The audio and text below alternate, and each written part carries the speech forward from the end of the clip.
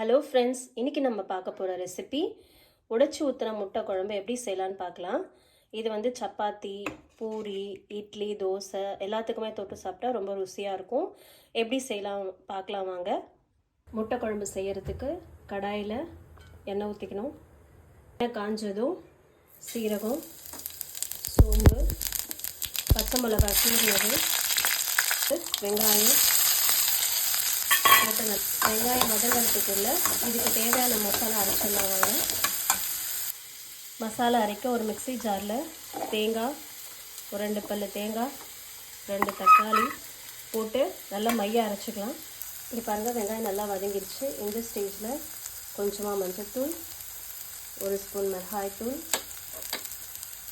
2 spoon தனியாத்தூள், 1 spoon garam masala தூள் இதெல்லாம் போட்டு நல்லா வதக்கிடுங்க. தேவையான அளவு உப்பு சேர்த்துக்கோங்க. உப்பு தேவையான அளவு. மசாலா, வெங்காயம் இதெல்லாம் நல்லா வதங்கிடுச்சு. இந்த ஸ்டேஜில் அரைச்சி வச்சது தக்காளியும் வெங்காயம் தேங்காயும் அரைச்சி வச்சது, தக்காளியும் தேங்காய் அரைச்சி வச்சதை சேர்த்துக்கலாம். நல்லா அரைச்சி ஊற்றணும். தேவையான அளவு தண்ணி ஊற்றிட்டு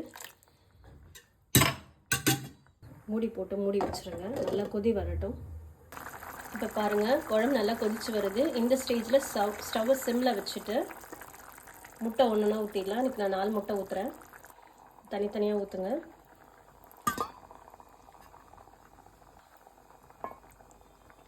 முட்டை ஊற்றியாச்சு. இப்போ கிளறாமல் அப்படியே சிம்மில் வச்சு மூடி போட்டு மூடி வச்சுருங்க. ஒரு 5 மினிட்ஸ் இருக்கட்டும்.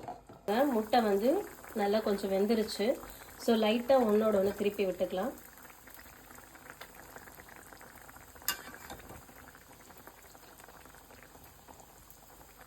திருப்பி விட்டாச்சு. ஒரு 2 மினிட்ஸ் இருக்கட்டும்.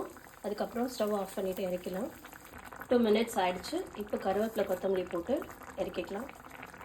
அவ்வளோதாங்க, ரெடி ஆகிடுச்சு. சுவையான உடைத்து ஊற்றிய முட்டை குழம்பு ரெடி ஆகிடுச்சுங்க.